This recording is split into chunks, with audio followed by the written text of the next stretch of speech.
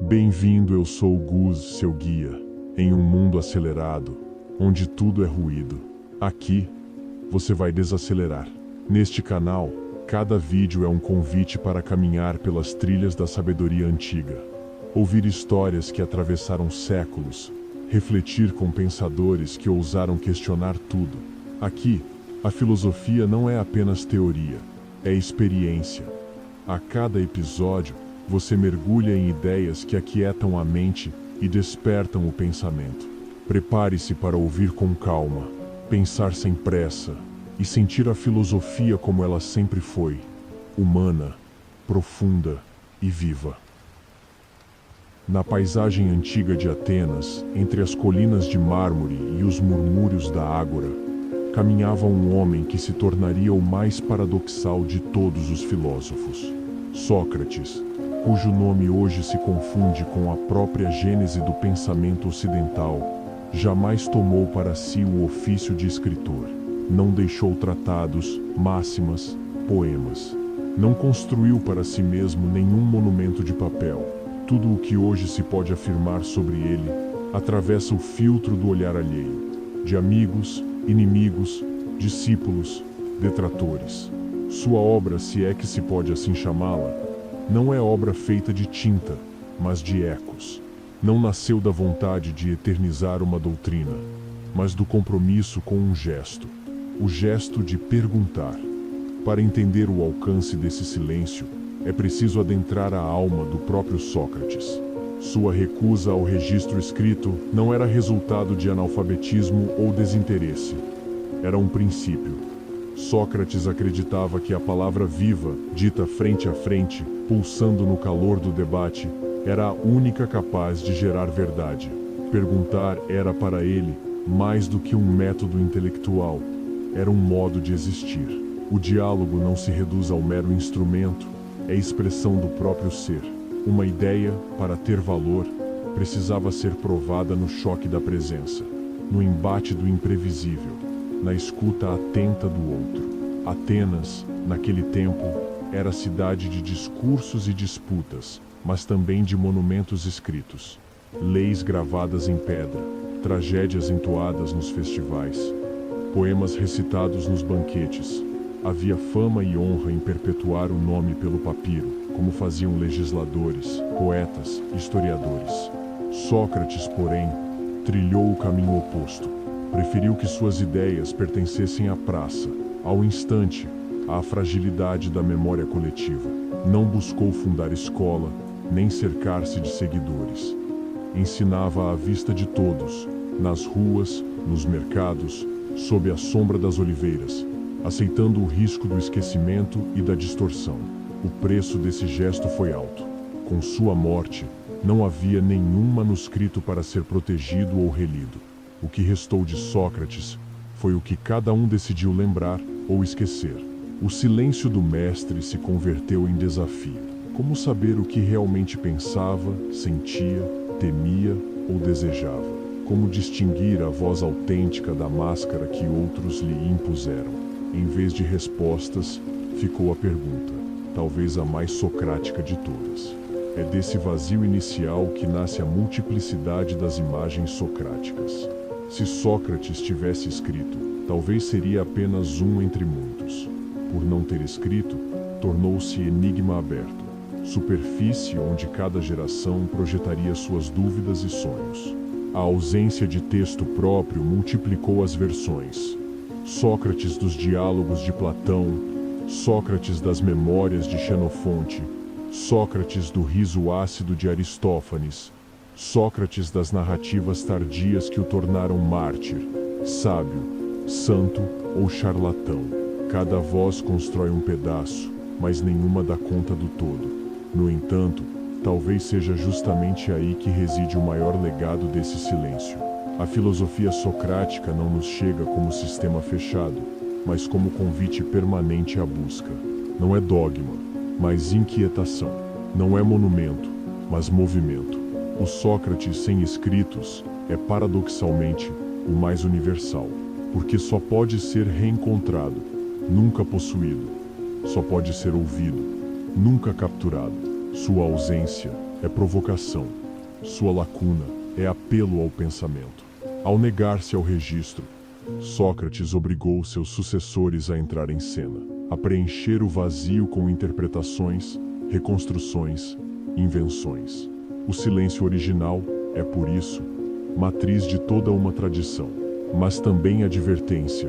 Qualquer esforço de compreender Sócrates será sempre uma travessia entre as sombras e as luzes da memória, entre o desejo de verdade e o risco do mito. Nessa travessia, cada um encontra o Sócrates que merece, ou que teme. Assim se inicia a longa jornada do mestre invisível. Uma jornada feita de perguntas sem resposta, de palavras que não se deixam fixar, de uma presença que persiste, mesmo sem corpo, mesmo sem voz própria. No início da filosofia ocidental, um homem recusou o conforto do registro para oferecer o desafio da dúvida. É desse silêncio que brotará todo o resto. Com a morte de Sócrates, Atenas perdeu o mais incômodo de seus cidadãos, mas não perdeu sua inquietação.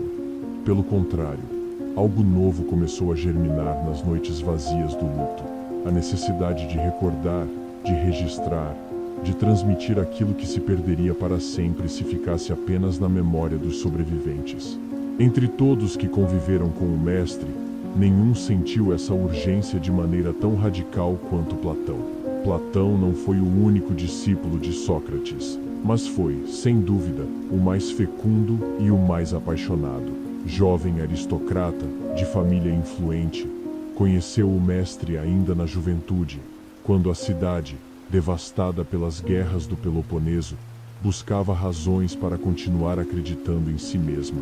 Foi no círculo dos questionamentos socráticos que Platão aprendeu a duvidar, a examinar e, sobretudo, a não se contentar com as verdades herdadas.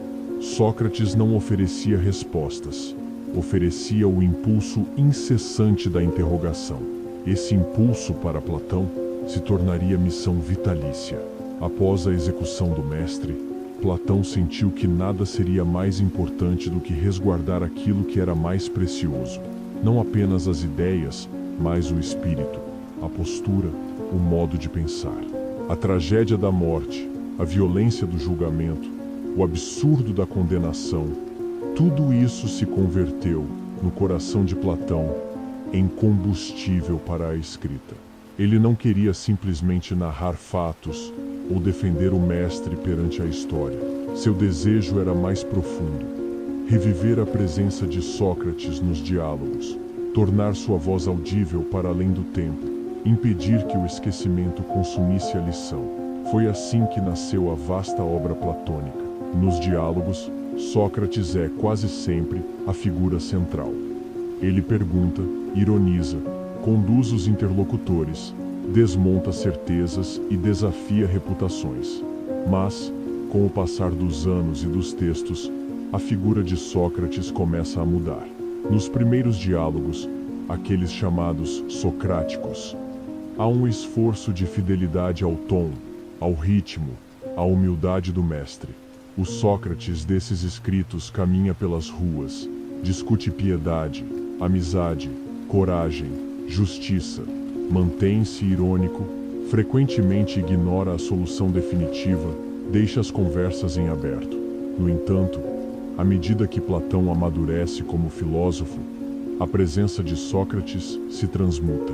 De interlocutor curioso e provocador, Sócrates torna-se gradualmente o canal de transmissão de ideias mais abstratas, de doutrinas cada vez mais sistemáticas.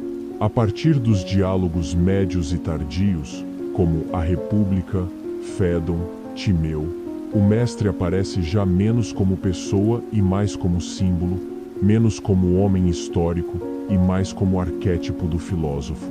Essa transformação não é ingênua nem gratuita. Reflete a própria travessia de Platão diante do trauma da perda. De um lado, há o desejo sincero de preservar o mestre. De outro, a necessidade criativa de construir uma nova filosofia, própria, à altura do desafio herdado. Platão escreve para não perder Sócrates, mas também escreve para encontrar-se a si mesmo. O Sócrates de Platão é espelho e fantasma, presença e ausência, raiz e árvore ao mesmo tempo. Mas até onde vai a fidelidade? Onde termina o homem e começa o personagem? Essa é a pergunta que acompanha cada leitor diante da vastidão dos diálogos. O que é memória e o que é invenção? Quantos traços são herança direta? Quantos são criação do discípulo? Platão, como todo grande artista, mistura realidade e ficção, história e mito, silêncio e palavra. Em alguns momentos, é possível reconhecer a cadência do mestre.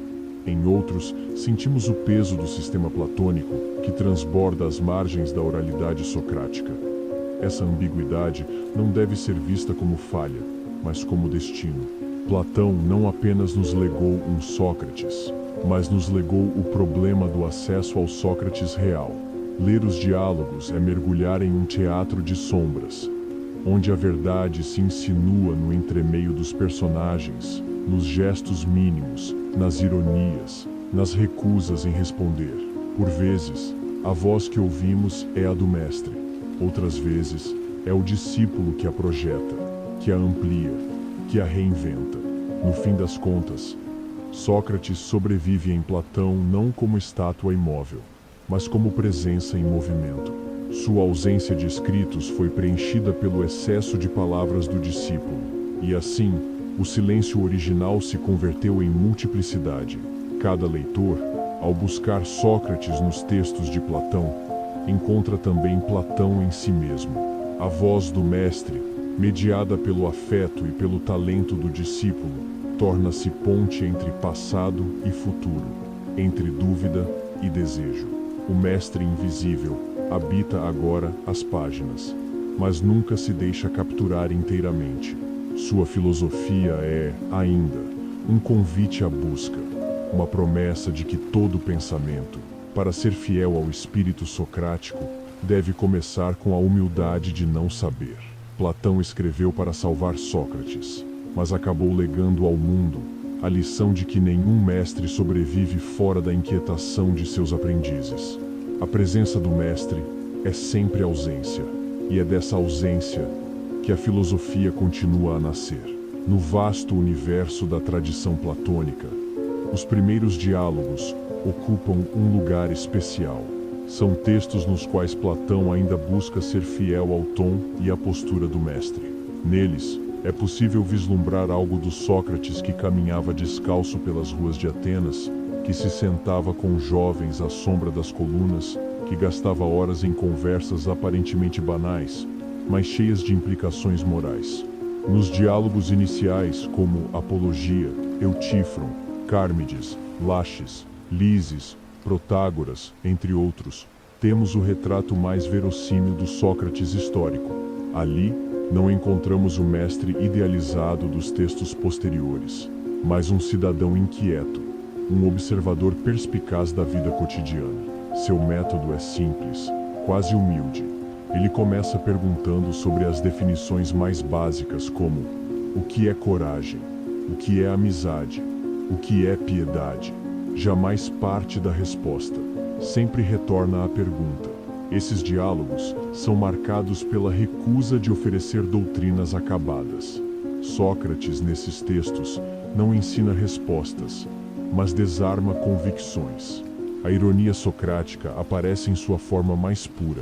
Ele finge não saber, desafia a autoridade dos especialistas, desmonta os discursos dos que se dizem sábios. O objetivo, no entanto, não é humilhar, mas provocar a dúvida, abrir o campo para o exame. Muitas vezes, os interlocutores se veem perdidos, e é nesse desconcerto que o pensamento começa a germinar. É nos detalhes dessas conversas que o homem real se revela. Sócrates não é austero, é bem-humorado, paciente, aberto à surpresa.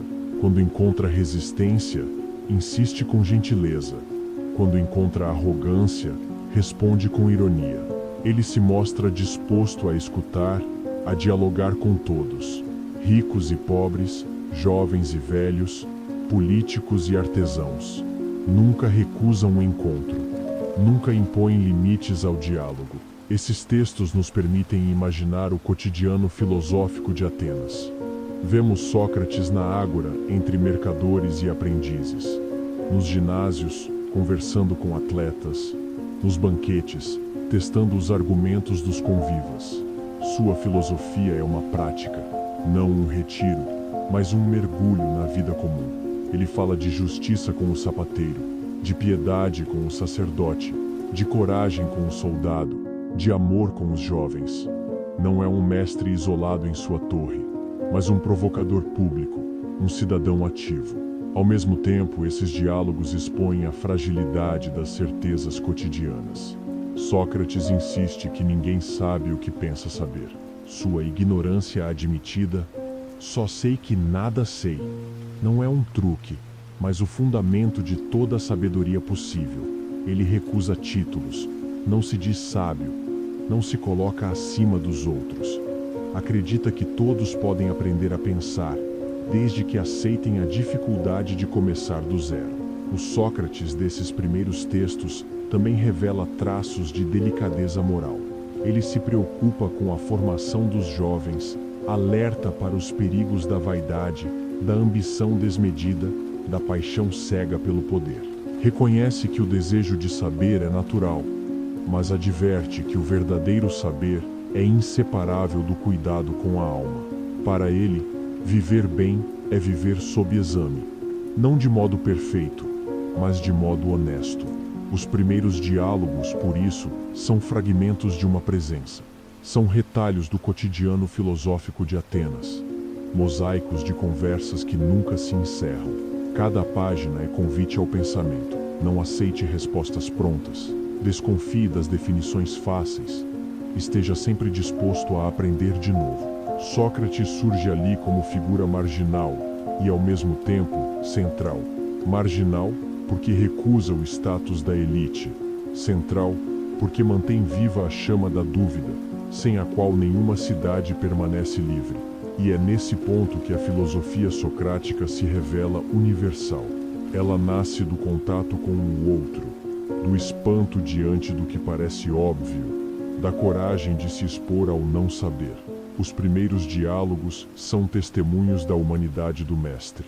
Eles nos recordam que a filosofia, antes de ser teoria, é um modo de estar no mundo, uma disposição a conversar, a ouvir, a repensar. Ler esses textos é aproximar-se de Sócrates como ele foi de fato, não um mito intocável, mas o homem que viveu entre homens, que sorriu diante do desconhecido, que sustentou a própria vulnerabilidade como fonte de força. Esse Sócrates, ainda visível nas entrelinhas dos diálogos iniciais, é o verdadeiro mestre invisível, aquele que ensina não por ter respostas, mas por nunca se cansar de perguntar. À medida que a pena de Platão amadurece, os diálogos se transformam, e com eles, a própria imagem de Sócrates sofre uma metamorfose sutil e profunda. Se nos textos iniciais ele é o cidadão inquieto, ironista, sempre disposto a aprender, nos chamados diálogos médios e tardios, emerge outra figura, um Sócrates mais solene, mais sistemático, menos envolvido com as incertezas da vida comum e mais voltado para as grandes construções filosóficas. Nos diálogos como Fédon, República, Banquete e Timeu, o personagem Sócrates transcende seu contexto original. Já não é apenas o provocador das praças, mas o condutor de teorias vastas, organizador de debates complexos, porta-voz de um universo de ideias que se tornaram centrais para o pensamento ocidental.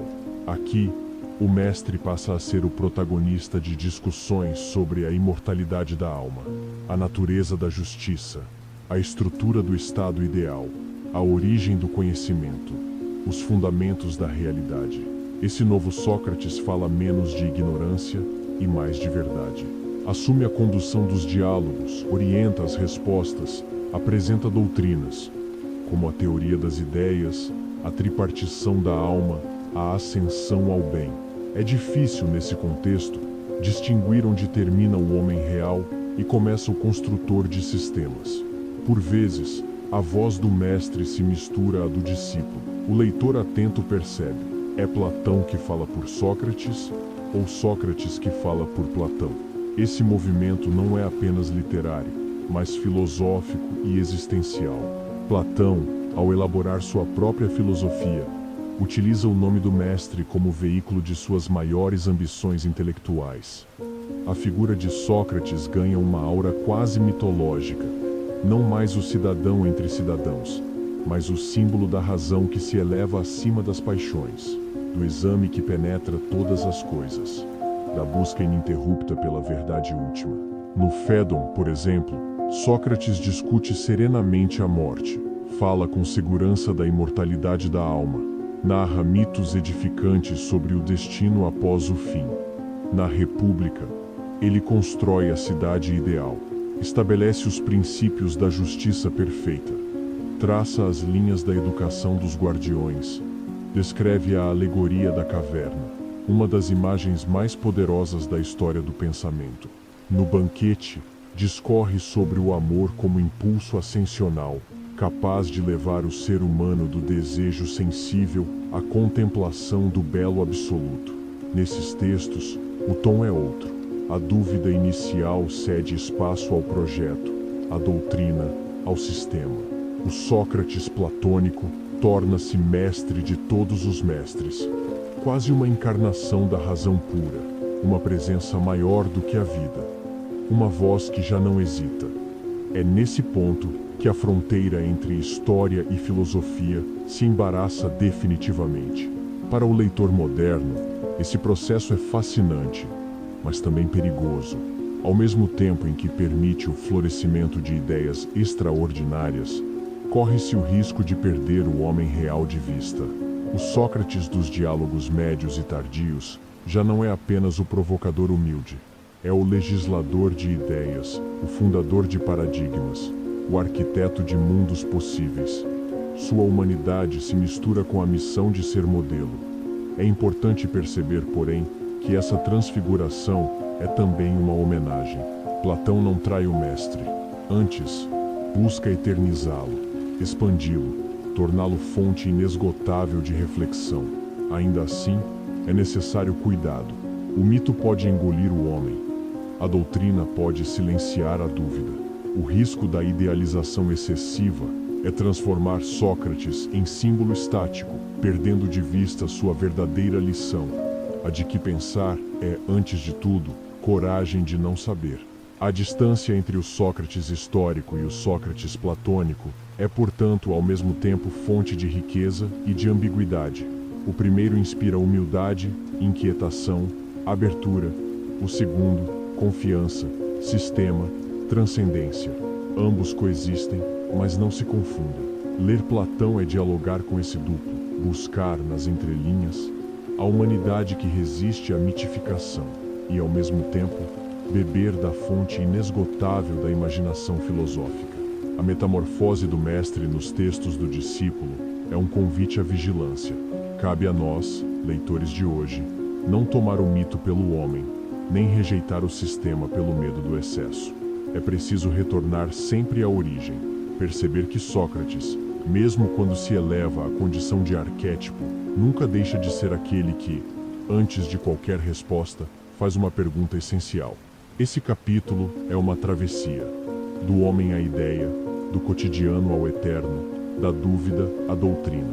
Um percurso necessário para entender que o verdadeiro legado de Sócrates não é um corpo de ensinamentos, mas uma postura diante do mundo, a de quem aceita ser invisível para permanecer inquieto, de quem se deixa transformar para que o pensamento nunca se torne fossilizado.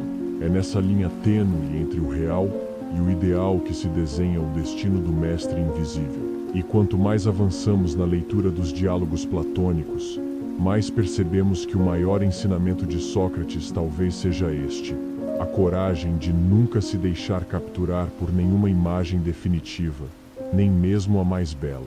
No entanto, a história do mestre invisível não se escreve apenas sob a pena de Platão.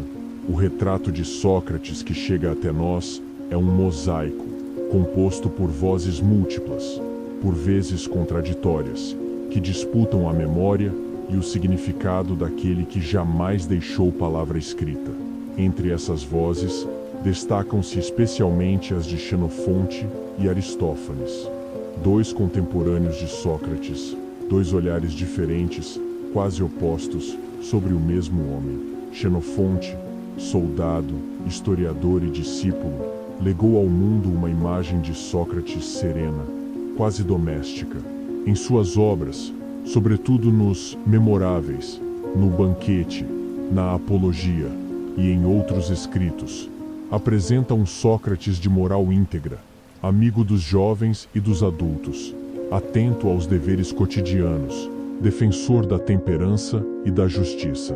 Para Xenofonte, Sócrates é quase um sábio popular, um conselheiro de virtudes práticas, alguém que ensina pelo exemplo mais do que pelo paradoxo. Se Platão faz de Sócrates o símbolo do pensamento radical, Xenofonte o desenha como educador pragmático.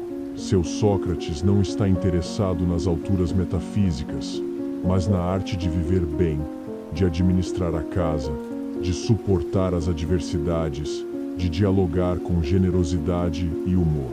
Os episódios relatados por Xenofonte são mais simples, menos filosóficos, mais próximos do cotidiano ateniense.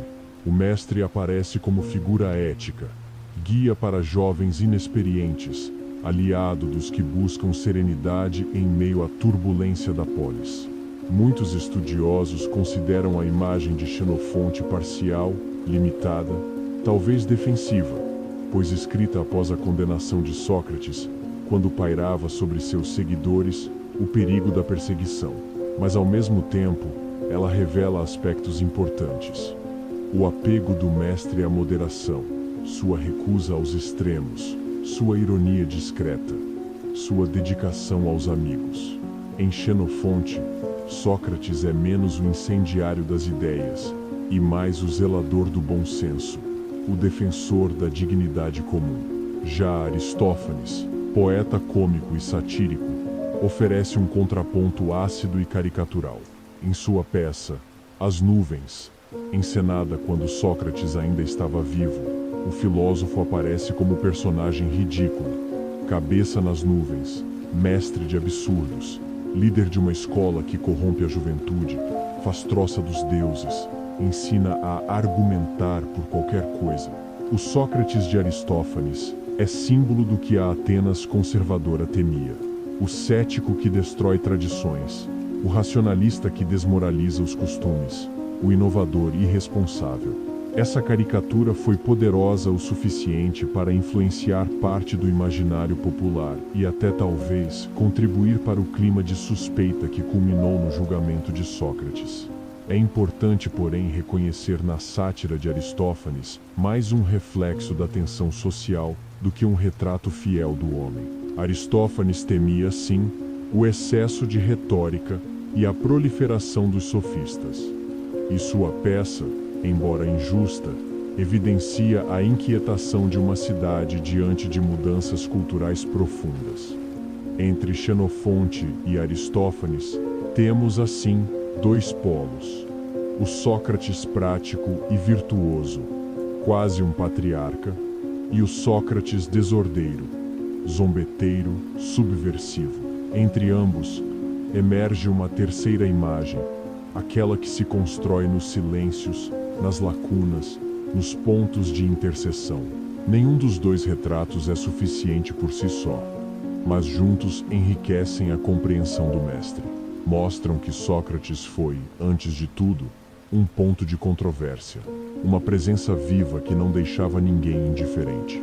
Essa pluralidade de perspectivas não deve ser vista como fraqueza, mas como força. O mestre invisível de Platão torna-se, através dos relatos paralelos, ainda mais inquietante. Não é herói inquestionável, nem vilão consensual. É, antes, um ser humano que, ao recusar o dogmatismo, tornou-se espelho de todas as ansiedades e aspirações da polis. E aqui reside um dos grandes legados da tradição socrática: a capacidade de atravessar o tempo como figura ambígua, jamais redutível a uma única interpretação. Sócrates permanece vivo não porque todos concordam sobre quem foi, mas porque todos se sentem chamados a pensar sobre ele. A pluralidade dos testemunhos é, nesse sentido, homenagem silenciosa ao método do próprio mestre. Buscar a verdade em meio ao confronto de vozes, aceitar que a clareza nasce do diálogo, não da imposição.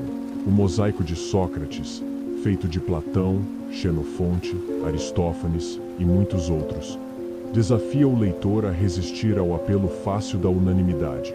O mestre invisível não deseja ser canonizado, nem demonizado. Prefere habitar o espaço da dúvida, do questionamento, da tensão criadora. Ele se perpetua menos na perfeição de uma imagem do que na capacidade de provocar novas imagens, novas perguntas, novos encontros.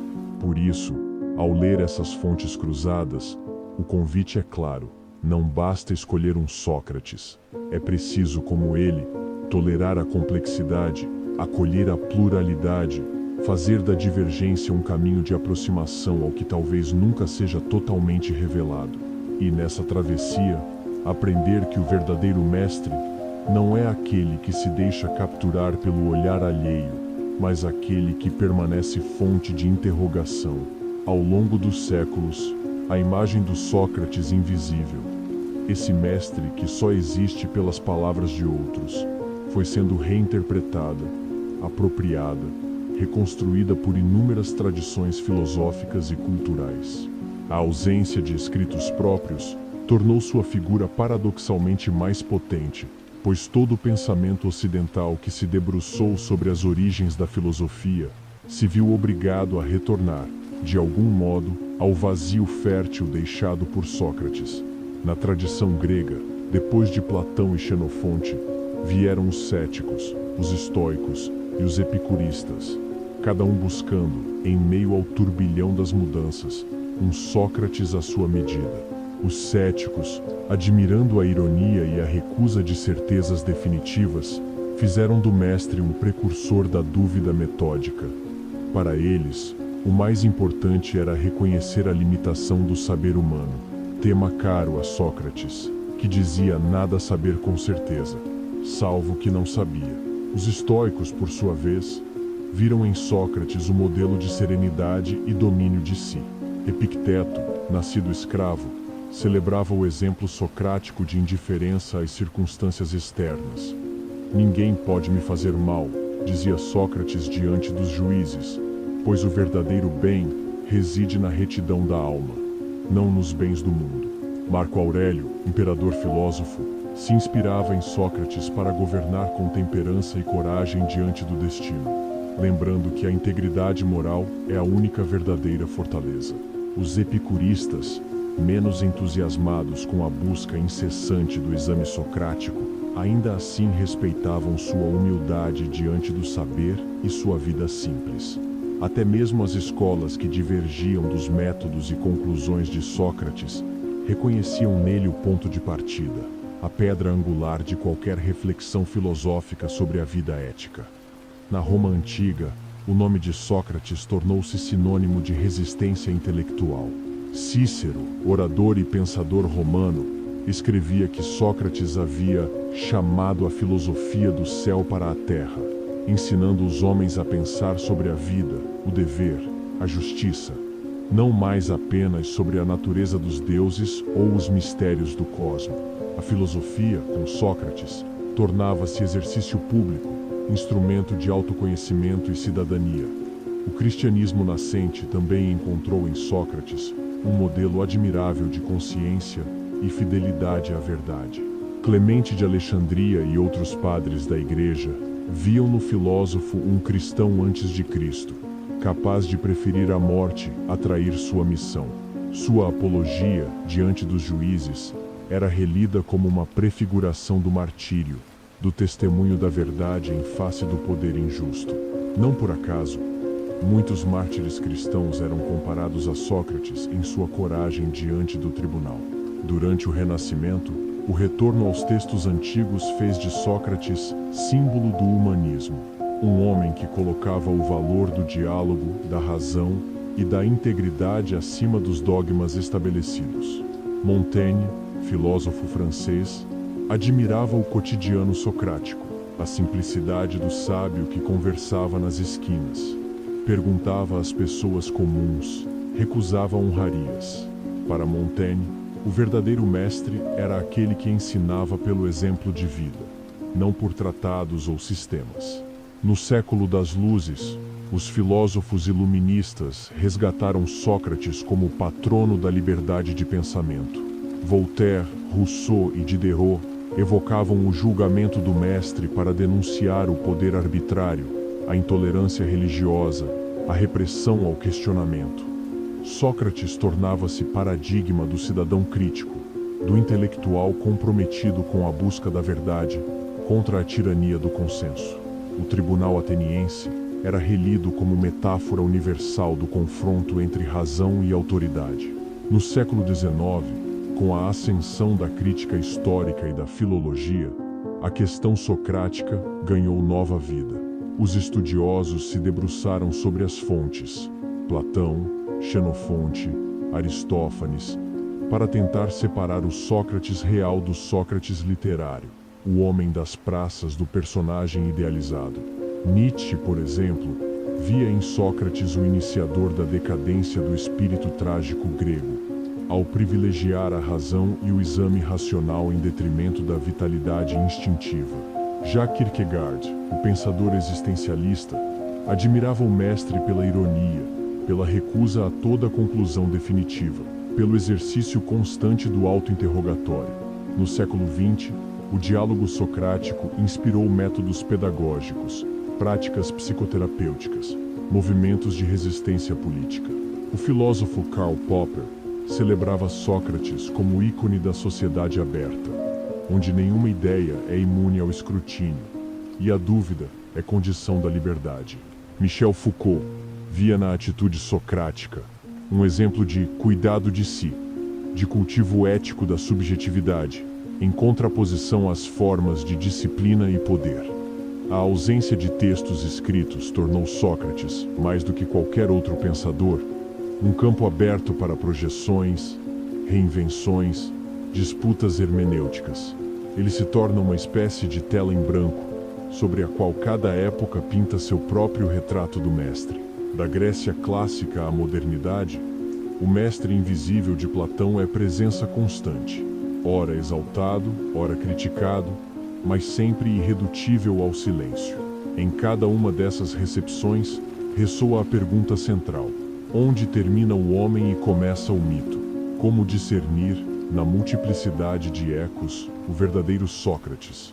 Seria possível encontrar por trás do personagem o rosto do cidadão ateniense que atravessava a ágora descalço, provocando seus concidadãos ao exame e à dúvida? Talvez não. Talvez seja precisamente esse mistério, essa resistência à captura, que explica a permanência do mestre invisível. Sócrates, ao recusar escrever, ao deixar-se narrar por outros, convidou cada geração a refazer o percurso de escuta e de interrogação. Seu vazio torna-se, assim, força, seu silêncio, palavra aberta. E na travessia dos séculos, o Sócrates de Platão, de Xenofonte, de Aristófanes, de Cícero, de Montaigne, de Kierkegaard, de Foucault, todos esses Sócrates, compõem um coro polifônico, inesgotável, que desafia qualquer tentativa de encerramento. O mestre invisível continua caminhando entre nós, na forma da pergunta viva.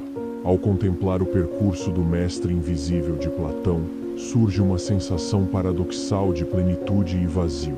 Plenitude, porque poucas figuras atravessaram tantos séculos com tanta intensidade, inspirando, inquietando, renovando a própria ideia de filosofia.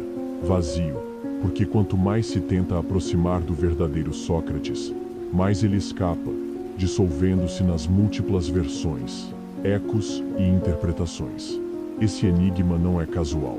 Ao recusar o registro escrito, Sócrates parecia intuir que a filosofia, ao menos a que ele defendia, não se fixa, não se eterniza em fórmulas.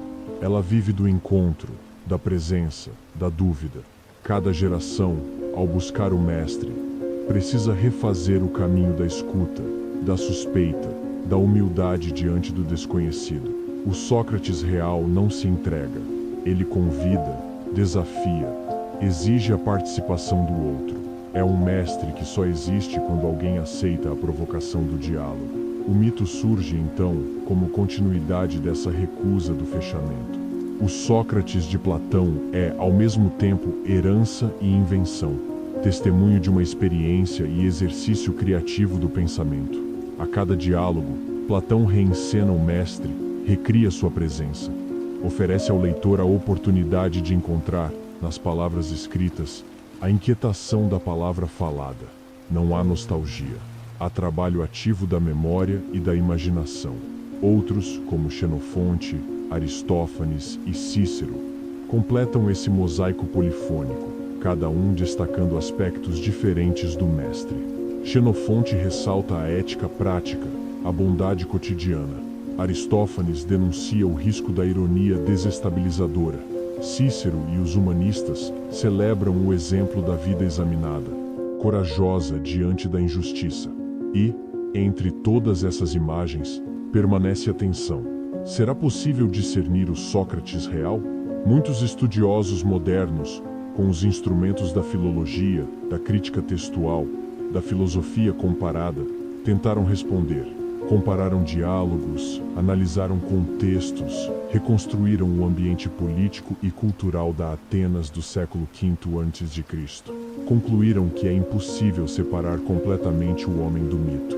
Mas talvez essa impossibilidade seja em si uma lição socrática. O verdadeiro conhecimento não é posse, mas busca, não é conclusão, mas exercício ininterrupto de exame. Assim, a figura do mestre invisível de Platão sobrevive porque encarna um mistério fundamental, o da vida humana que se recusa a ser reduzida a rótulos, biografias, doutrinas. Sócrates é, por excelência, o cidadão inconveniente não apenas para sua época, mas para todas as épocas. Ele nos força a perguntar: o que afinal é viver filosoficamente? Como distinguir em nós mesmos o autêntico do herdado, o vivido do imitado? No horizonte contemporâneo, quando a tradição filosófica é desafiada por novas linguagens, mídias, crises éticas e políticas, a ausência socrática ressurge como possibilidade e advertência. Possibilidade de repensar o papel da filosofia, não como mera erudição, mas como prática existencial. Advertência contra o dogmatismo, a acomodação, a transformação do saber em mercadoria. Sócrates, mesmo invisível, permanece, talvez por isso mesmo, como a figura mais necessária, aquela que não nos permite descansar na ilusão do conhecimento fácil. Ao fim dessa longa travessia, da Praça de Atenas à mesa de estudos, dos diálogos de Platão aos tratados modernos, das sátiras de Aristófanes aos tratados de ética contemporânea, o mestre invisível se faz presente em cada pergunta ainda não respondida, em cada silêncio que pede escuta, em cada gesto de humildade intelectual. Não há conclusão definitiva, porque não há Sócrates definitivo. O mito, longe de ser uma falsificação, é parte da experiência filosófica. Ele nos obriga a manter o olhar aberto, a reconhecer a pluralidade, a aceitar a incerteza. O mestre invisível é aquele que, ao recusar ser visto por inteiro, garante que a busca continue. E assim, a filosofia não morre. Ela se renova toda vez que alguém, inquieto, recusa as respostas prontas e decide, como Sócrates, examinar a si mesmo e ao mundo. No final, o que resta é um convite, ou talvez um desafio. O desafio de não contentar-se com o mito, nem de desesperar-se com a ausência do homem, de encontrar no espaço entre um e outro o campo fértil do pensamento vivo. O mestre invisível continua à espera, não no passado, mas em cada presente em que ousamos perguntar. Assim, o tema do mestre invisível de Platão não se esgota. Ele se projeta como uma sombra luminosa sobre toda a tradição do pensamento ocidental. Ao olhar para Sócrates, o homem sem obra, mas de vida inesquecível, aprendemos que o mais importante não é a resposta, mas a disposição para continuar perguntando, e que toda filosofia digna desse nome começa e termina nesse gesto, o de buscar incansavelmente, O que há de mais humano e de mais misterioso em nós? Sócrates permanece invisível e, por isso mesmo, imprescindível. Se você chegou até aqui, meu sincero agradecimento. Que as palavras de hoje tenham tocado algo dentro de você, ainda que seja uma dúvida, uma pausa ou um simples silêncio. Neste caminho que é a filosofia, não buscamos respostas prontas, mas sim o hábito de pensar, de sentir e de olhar para o mundo com olhos mais atentos. Se essa jornada fez sentido para você, considere se inscrever no canal e deixar sua presença nos comentários. Até o próximo vídeo, onde continuaremos trilhando, juntos, o caminho de Heráclito. Paz no pensamento, clareza na alma e silêncio quando for preciso.